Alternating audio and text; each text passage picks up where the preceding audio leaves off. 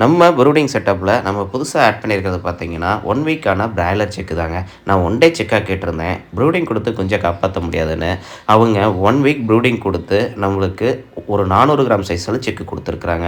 இது எதற்கான சோதனை முயற்சி அப்படின்னு சொல்லி கேட்டிங்கன்னா, நம்ம நாட்டுக்கோழி குஞ்சு மற்றும் கின்னிக்கோழி குஞ்சுகள் இந்த பிராய்லர் குஞ்சுகளும் சேம் டேஸில் பொரிக்கப்பட்ட குஞ்சுகள் ஒன்றா விட்டு நார்மல் ஃபீடிங் கொடுக்கும்போது இதனுடைய வளர்ச்சியில் என்ன வித்தியாசம் இருக்குது அப்படின்னு சொல்லி பார்க்கலான்னு சொல்லி தான் நான் கேட்டிருந்தேன்.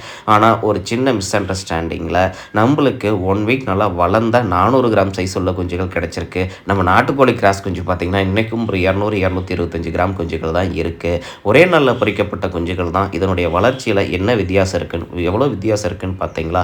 அதே சமயத்தில் நம்மளுக்கு ஒயிட் சிக் கம்மியாகவும் பிளாக் சிக் அதிகமாகவும் கிடைச்சிருக்கு. பெரும்பாலும் பிராய்லரில் நம்ம ஒயிட் சிக் தான் பார்த்துருக்கோம். இப்போ பிளாக் எதுக்காக அறிமுகப்படுத்துகிறாங்க அப்படின்னா, ஒயிட்டை விட பிளாக்குக்கு நோய் எதிர்ப்பு சக்தி அதிகமாக இருக்குது அப்படின்னு சொல்லி இனி வரும் காலங்களில் பிளாக்கை கொண்டு வரதுக்கான முயற்சி பண்ணிக்கிட்டு இருக்காங்க.